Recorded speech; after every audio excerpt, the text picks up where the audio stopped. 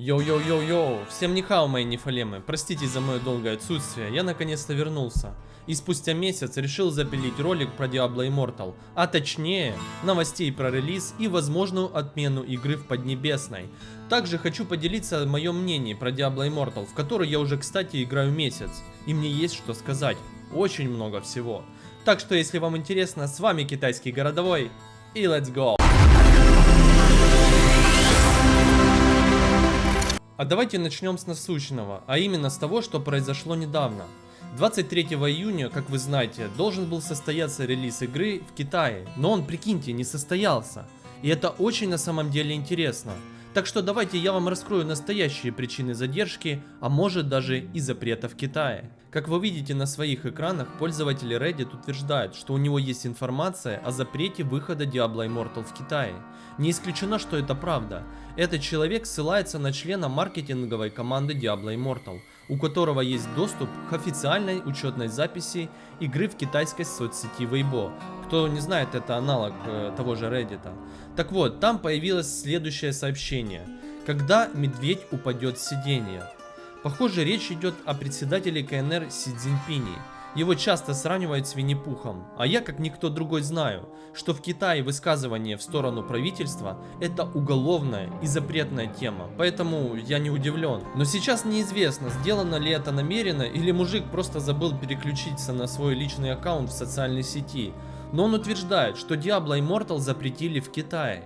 Поэтому маркетинговая команда игры расформирована, а NetEase не получит лицензию на издание игры еще в ближайшие 3 года. Если это правда, то событие повлияет на выход в стране Diablo 4, Overwatch 2 и WoW Dragonflight, а также заставит Blizzard сменить партнера на материковой части Китая. А теперь представьте, сколько бабок потеряют Близы и NetEase. Потому что я думаю, что расчет в основном был на азиатский рынок, так как они любят донатить и могут себе это позволить. Но стоит отметить, что официального подтверждения запрету пока нет.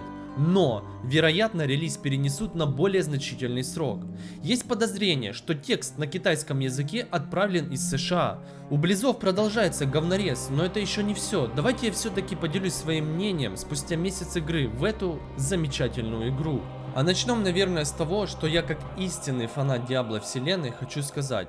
Все, что вы увидите в Diablo Immortal, в 90% взято из третьей части. Это касается сюжета, персонажей, саунд-дизайна и даже скиллов.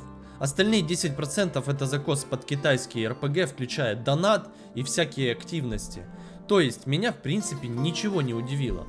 И когда многие говорят, что это донатная помойка, то у меня возникает вопрос, а что можно было ожидать от мобильной игры? Мобильный гейминг нашего поколения таков. Игра рассчитана на то, чтобы вы каждый день стабильно заходили и выполняли дейлики и тратили как минимум 2-3 часа на все это. Даже если задонатить, то ты не сможешь свой прогресс сдвинуть настолько, насколько бы хотелось. Все игроки оказываются примерно в одном положении, независимо от вливания собственных денег. Да, если ты задонатил, то тебе проще получить, например, усиление для порталов.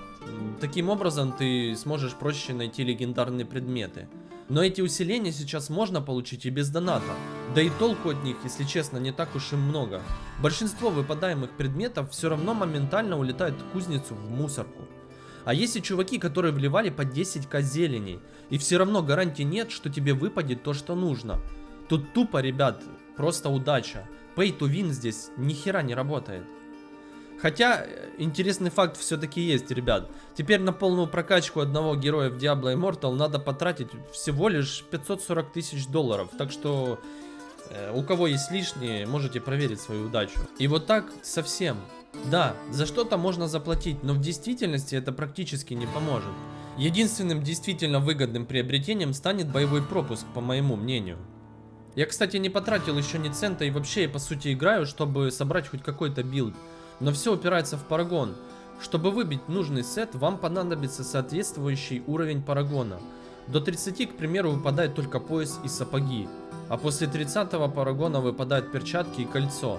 Это как раз когда вы меняете сложность с ад-1 на ад-2 и так далее. Да, все сделано очень хитро. И что самое главное, это бесит на самом деле. А еще за что стоит реально потрындеть, это привязка покупок происходит не к учетной записи, а к персонажу. С боевым пропуском я это еще могу понять, хотя решение все равно максимально спорное. Но с другими покупками уж точно нет. Тут Blizzard и NetEase надо срочно менять решение и привязывать покупки к аккаунту. Из минусов у меня на телефоне вылетает все время, поэтому мне пока ПК-версия больше заходит, да и ощущения, конечно же, другие. Из плюсов, ребят, хотелось бы отметить неплохую сюжетку, хотя, как я говорил ранее, напоминает мне Diablo 3. Еще из плюсов игроков просто дофига. Найти людей на активности не составит вообще никаких проблем. Плюс прикольный боевой пропуск. Окей, да, тут согласен. И он стоит вообще там копейки. Также все везде понятно. Билды теперь не надо ходить, смотреть у кого-то, потому что они сами вам покажут, какую сборку можно слепить. Плюс я сейчас вам быстро покажу, где это все найти, ребятки. Быстро гайд здесь. Заходите в экипировку. Нажимаете здесь внизу, вот видите, есть значок экипировки. Нажимаете. И все, пожалуйста, ребят. 3 билда. 2 билда для PvE и 1 билд для PvP. Все, собирайте сет, собирайте легендарки и от этого уже дальше отталкивайтесь. Это быстро, не нужно не ходить никуда, смотреть никакие гайды-шмайды, тратить на это время и накручивать другим стримерам монетизацию. Так что пользуйтесь. Не за что. Поехали дальше. Также из плюсов есть автонавигация, так что точно не потеряйтесь, что где искать. Огромнейшее количество активностей, просто до усрачки.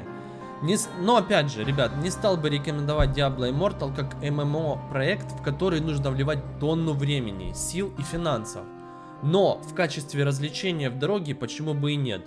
Пробежал пару-тройку порталов и отложил телефон. Да и ради сюжетной кампании хотя бы разок пройти игру все же стоит. К тому же для этого заносить денег издателю совершенно не нужно. Поэтому, друзья, пишите свое мнение по поводу игры и темы следующих видосов, на вопросы которых вас интересуют в игре. Я отдельно тогда запилю ролик, как что найти, где лучше гриндить и тому подобное. Так что, ребятки, всем спасибо, не забываем подписываться. Всем удачного фарма и CG.